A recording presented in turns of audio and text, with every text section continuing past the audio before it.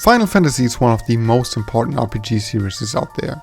It not only blesses with emotional stories, memorable characters and iconic music, it also redefined the genre more than once. So after the release of the Pixel Remaster on console and the upcoming release of Final Fantasy XVI, my love and excitement for the series are rekindled. And what better way to celebrate the love of Final Fantasy than ranking every mainline title in the series, right? But before we start, two things. This is my personal list, and I know that everyone ranks this game differently. One spot will probably even upset some of you. And I never played 11, so I can't rank that. Tell me your personal Final Fantasy ranking in the comments. I can't wait to read them. Without any further ado, let's go! Final Fantasy II is the only game in the series I consider to be bad. I personally didn't like the stories and the character progression was weird. For those of you who don't know, in FF2 your characters improved their parameters like attack and defense, not by leveling up like in most RPGs, but by using that character parameter. So for example, if you attack the enemy, the strength improves. Being attacked by the enemy improves your HP and so on. It's an interesting system that sadly didn't really work for me. Also, the story was bland and the characters are probably the most forgettable in the series. This is a weird game if you ask me. The reason for that is the story progression. I feel like there are many moments where progressing isn't intuitive in any way. For example, there was one moment in the beginning where nothing indicated that I needed to talk to an NPC that just gifted me his airship. There are many moments like that where I had no clue where to go next, so I ended up talking to everyone available until something happened. But man, the job system is great. Yes, it's done better in FF5, but we get to that later. Having the possibility to freely build your party is something I very much enjoy in an RPG, and FF3 was one of the first games that did that. Combat was therefore more interesting than in the two previous entries, but other than that, Final Fantasy III didn't do much for me. I finished Final Fantasy I for the first time when the Pixel Remasters released, and I gotta say, this game shows its age, but I can totally see why the entry has such an impact in the genre. The story of FF1 is the absolute bare minimum an RPG has to deliver to not leave you confused. And you know, confusion is bad because then you would attack your friends and you don't want that. No, but seriously, FF1 did some great things back in the day. In the beginning you choose the name and classes of your 4-character party, which makes every playthrough unique. You want to go with 4 warriors? Sure, do that. Or a combination of 3 mages and a thief. Great idea. Also, for 1987, this world was huge and super fun to explore. If you want to play it for the first time, I recommend the Pixel Remasters edition. Here you can set the rate for EXP and guild to ×4. For older games like that, this is a great way to experience them without the frustration from 3 decades ago. Okay, so Final Fantasy XIII is not a bad game. I really like a lot of things about it. The world is weird and interesting. The combat is a cool mix of the ATB system and strategic planning of the paradigm system. And the music was so unique and beautiful. FF13 is often criticized for being too linear in its level design and story progression. And yes, I wish Square Enix would have approached that differently, but that's not the worst thing about it. I think the worst thing about 13 is the character progression. The crystarium you use for increasing your stats works kind of similar to 10's sphere grid. You unlock nodes that give you +5 attack or something, and you follow a path of nodes in the crystarium. The thing is, you can't grind as much as you want. At some point you can't further enhance your stats. Well, of course this is only true for the first half of the game, where your characters are separated from each other, but this takes a huge part. For me that killed much of the fun. And also some little things, like that there are no towns and the world feels quite empty at times. But the overall atmosphere of the mysterious world and some of the characters made me like that game. Combat, as I said, is super fun, as you switch around the roles of party members on the fly and adapt to different situations. You know, 13 is often considered to be the worst in the series, but that's totally unfair. Yes, it has its flaws, but it's far from being a bad game. FF4 marks a shift in the series, and in JRPGs in general. For the first time, Square tells a fleshed out story with memorable moments and characters. The job system from FF3 is gone, and characters now have predetermined jobs. They create strong personalities, making the whole party more memorable. The story itself is mature and deals with topics like friendship, betrayal, and questioning one's own motives and beliefs. And while the story is good, I personally didn't feel that connected to it, nor the characters. That's mainly because the pacing feels quite dated. Playing FF4, I felt like the story was told relatively rushed. What I mean by that is that most conversations come to an end quite quickly. As a result, emotional moments rarely have an impact, at least on me. But FF4 was the game that introduced the ATB combat system. This feels way more dynamic than the previous did, and it's the combat system Square used up until FF9. Even after all these years, I still love that combat system because it requires strategy, quick thinking, and good preparation. So you see, Final Fantasy IV is one of the most important entries in the series for many reasons. I really like FF4 even though I wasn't fully invested in the story, but I can recommend it without hesitation to everyone who wants to see where Final Fantasy started to become a genre-defining series. This is the game in the series that is the most difficult to rank for me. That's because some things are great and some I found to be bad. The combat is simple yet fun. Warping around and calling the summons is especially spectacular. Also, Noctis, Ignis, Gladiolus and Prompto are the only boy band I like watching taking photos of themselves without even posting them on Instagram. FF15 was the first game that managed to almost make me cry a little with the campfire scene at the end. Overall, the spectacle in 15 is bonkers, the cutscenes ridiculous and the action perfectly over the top.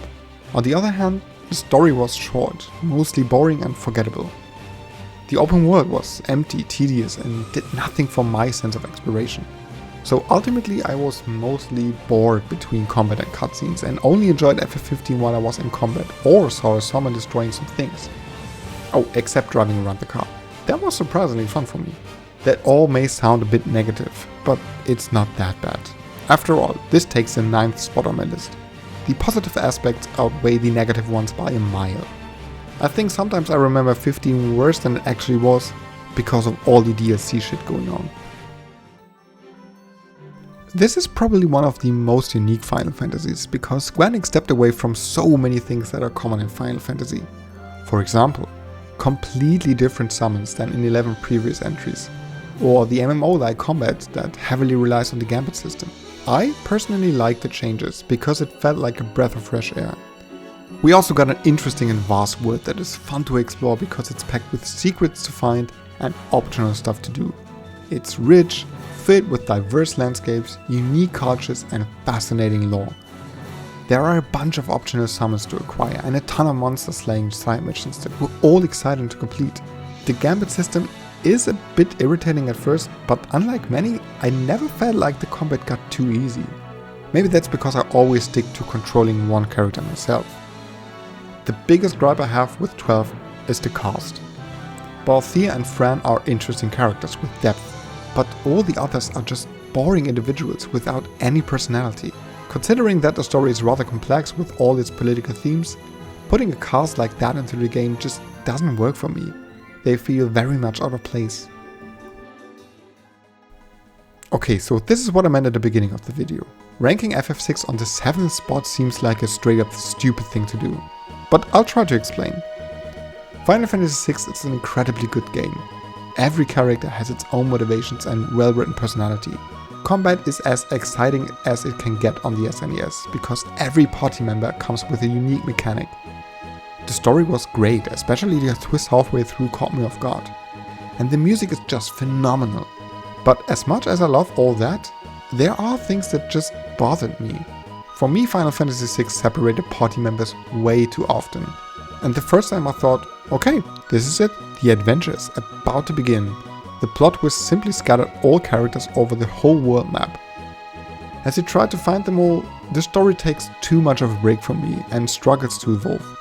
This also led to less character interactions, which is a shame because, as I said, the characters are fantastic.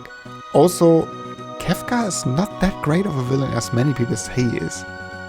Yes, he is an unpredictable maniac and really interesting, but if you look closely, there are just a handful of moments in the game where he actually appears on screen and gets the chance to show off his lunatic personality.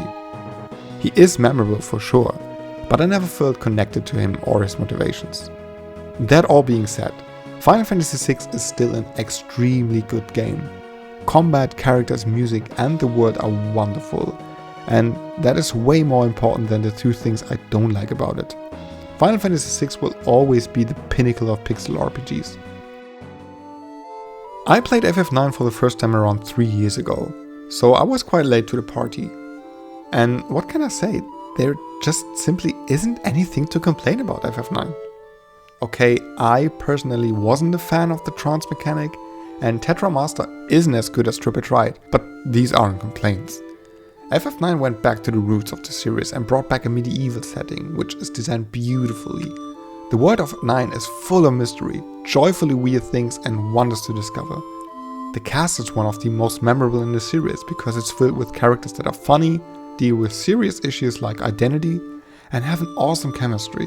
The strong focus on the summons and how they are built into the story is absolutely fun to watch, and they deliver a few of the best moments in the series. Combat is also a delight because FF9 went back to the more traditional approach of assigning characters to different jobs. That way battles regained a strategic element that previous two titles didn't have, and I enjoyed that very much. Final Fantasy V is the most underrated Final Fantasy in my opinion. It may not be a perfect game, but it holds a special place in my heart. The story, for example, isn't overly engaging, and yes, the characters aren't that well written as the characters of FF4 or FF6, but what made me addicted to that game is the job system. You can get a ton of different jobs and can benefit from skills of 2 jobs at once. That way you have an overwhelming amount of options to combine jobs and skills. Also, Square got so creative in introducing really cool jobs they sadly rarely reused, like the Time Mage, the Geomancer, the Mystic Knight or the Beastmaster, all with their own unique set of skill and gameplay mechanics. I hope some of them will return someday. So while FF4 put the focus on its story, FF5 really shines in its gameplay. That's why gameplay-wise, FF5 is my favorite Final Fantasy from the SNES era, and one of the few games where I love to grind for hours. I'll be honest with you, on paper, Final Fantasy VIII did many bad things if you ask me. While the junction system is an interesting idea, it results in more or less monotonous battles, because you never want to use magic. Also, it leads to a lack of any character distinction in battle, with the exception of limit breaks. A fun part of most RPGs is gone, namely equipping characters with armor, accessories and stuff. Only a simple and mostly unsatisfying upgrade mechanic is left. Lastly, the story twist where it turns out all the characters in your party used to live in the same orphanage? Come on, that's just lazy writing, right? So yeah, on paper, a few things in FF8 aren't good. Still, FF8 takes the 4th spot on my list because nostalgia, to be completely honest.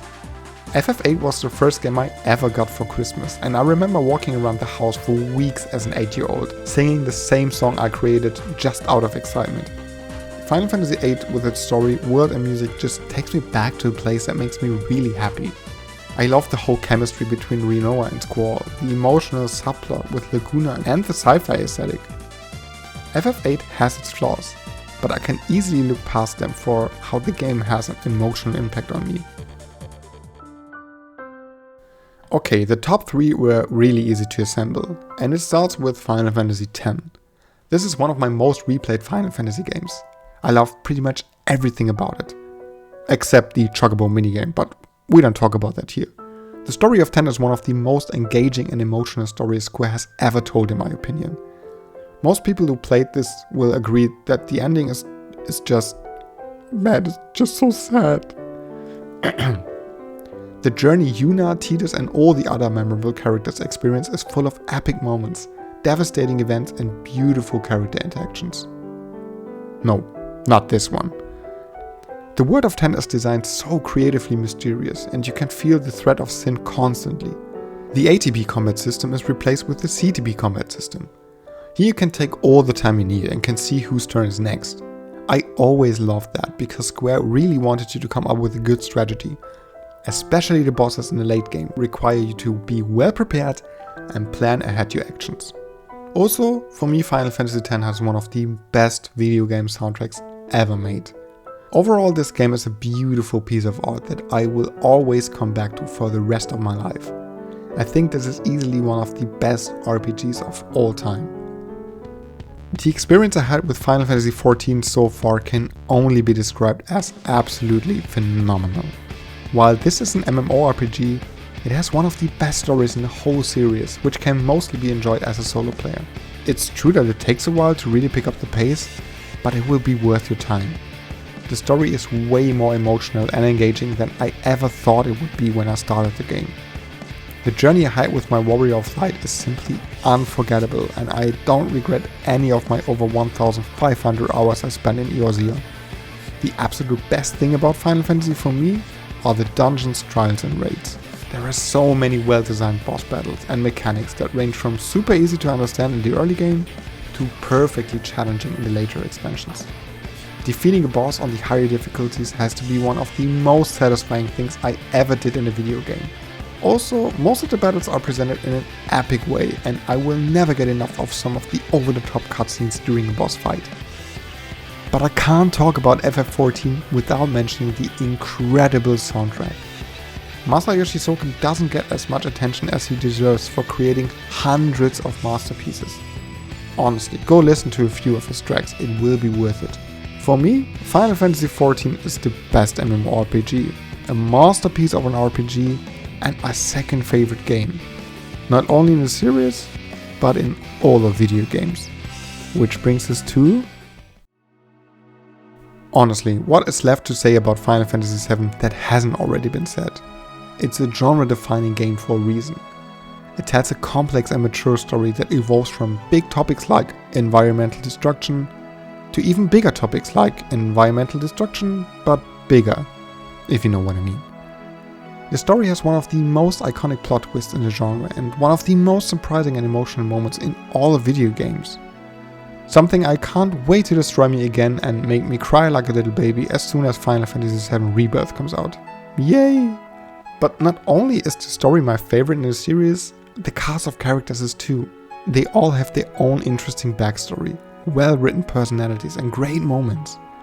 The materia system is one of my favorite ability systems in the series, as I love experimenting with different combinations of materia and customizing my set of skills with it. Sephiroth is the best villain in the series because he's unpredictably dangerous and comes with a tragic backstory and a complex nature. I could talk hours about Final Fantasy VII and why it's a great game, but I guess it's more than enough when I say Final Fantasy VII not only is my favorite game in the series, but my favorite game of all time, and it always will be.